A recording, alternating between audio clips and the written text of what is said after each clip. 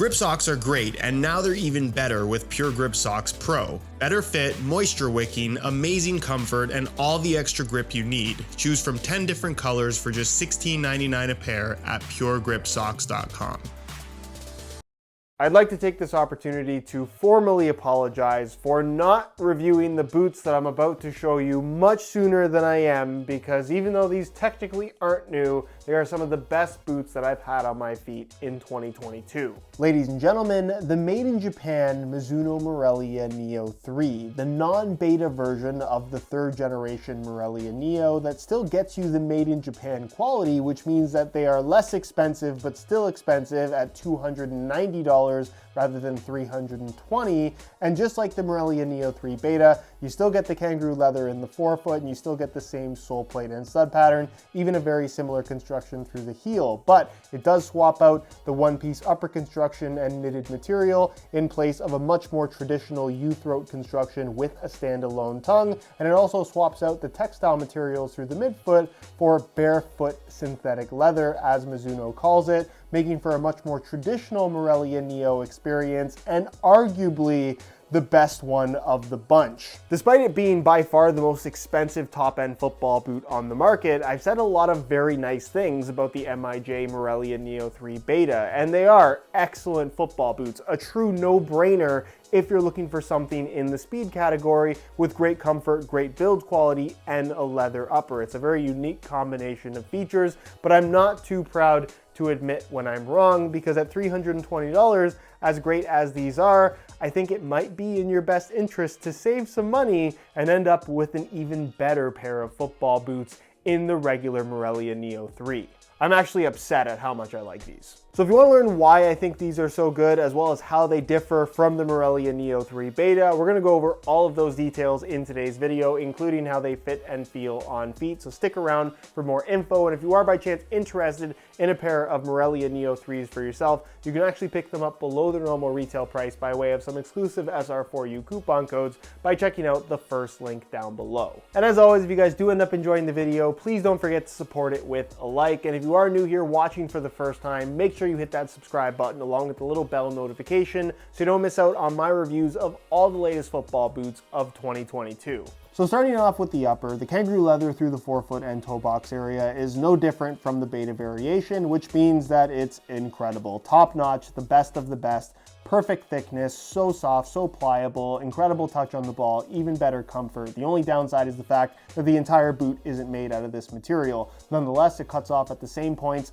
on either side of the forefoot, and then unlike the beta variation, which transitions into a much more technical textile synthetic material than what we had historically seen on the Morelia Neo, this transitions into a synthetic leather material, which is kind of along the lines of what looks to be featured on the Morelia Neo 1 and 2 that came before it. However, this is quite a bit different, and really the main reason why I hadn't brought these in is because I was never a big fan of the Morelia Neo 1 and 2 and that synthetic leather through the midfoot. I just felt it always was a little bit cheaper feeling in comparison to the super premium leather through the forefoot, and for me, made for a slightly uncomfortable experience given that I was slightly flat foot. So for me, the Morelia Neo 2 Beta, which released in limited quantities, and the beta version of the Morelia Neo 3 were both so much more comfortable than any Morelia Neo model had been up until that point, and that is up until these, where again, I'm here to admit when I'm wrong. The feel of this new synthetic leather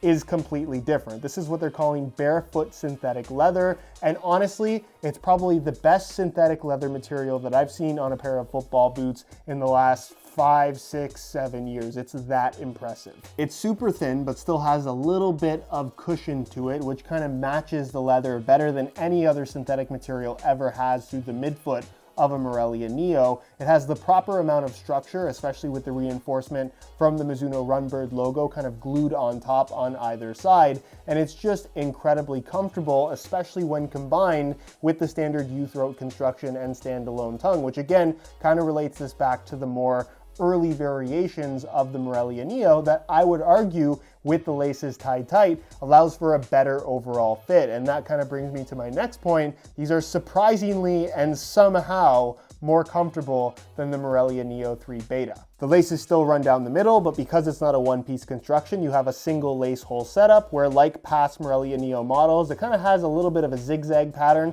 which does a really nice job of locking in tension once you tie the laces up, giving you that nice, secure, responsive sensation, but with the added comfort of this softer synthetic material. The tongue itself is a soft microfiber material all the way through, which feels really nice and matches the rest of the football boots. Even has that little bit of a synthetic leather texturing for the sake of consistency in terms of touch. The laces themselves are really cheap. That seems to be a thing across all made in Japan Mizuno boots. Not sure what they're doing there. And again, I love the fact that they give you that additional lace hole option at the top, where if you're finding that your heel is slipping ever so slightly, you can actually lace them up a little bit deeper to help lock your heel in place and prevent it from moving around. I personally didn't feel the need to use that, but it's nice that they give you that option. Moving to the rear, Mizuno have cleverly incorporated the same heel construction as the Neo 3 Beta, where obviously you don't have that knit material through the midfoot, but they still included along the edges and back heel tab to create this kind of softer edge than you otherwise would have, where again, the original Morelia Neo 1 and 2 with a more standard synthetic material had slightly kind of sharp edges to it with its very unique low cut along the sides. This to me feels significantly more comfortable straight out of the box, and certainly after some wear time. The heel liner is also identical to that of the Beta variation in that it's this soft kind of microfiber suede material, plenty of padding for comfort as well as lockdown. Then the insole fully removable, also pretty much identical in that it's a mesh liner on top, and it's made from a single layer of white foam. Which brings us to the base of the boot, where you're going to find the sole plate, stud pattern, and external heel counter are directly carried over from that of the Beta variation. No difference here whatsoever. And as far as speed boot sole plates and stud patterns go, the sole plate has good flexibility to it. I would say it's a little bit more on the soft side compared to many other speed boots out there, but I like the natural sensation. I think it works well with the super soft feeling upper that you have on this Morelia Neo 3. And then the stud pattern, despite being all conical studs, offer more aggressive traction than I think you might expect. And for those that are big fans of rounded studs rather than very aggressive blades like you find on so many other speed boots, these are refreshingly different compared to a lot of your other alternatives out there. Which brings us to the weight, where if you're like myself, you might be wondering, is it possible that a more traditional standard upper construction with a standalone tongue could possibly be lighter than the more high-tech approach that's so common amongst all brands right now with a one-piece upper construction and an enclosure made from knit material? Well, we're about to find that out. Both in the same size 9.5 US. We'll start off with the more expensive and more technical Neo 3 Beta. They weigh in at 7.3 ounces, the equivalent of 207 grams.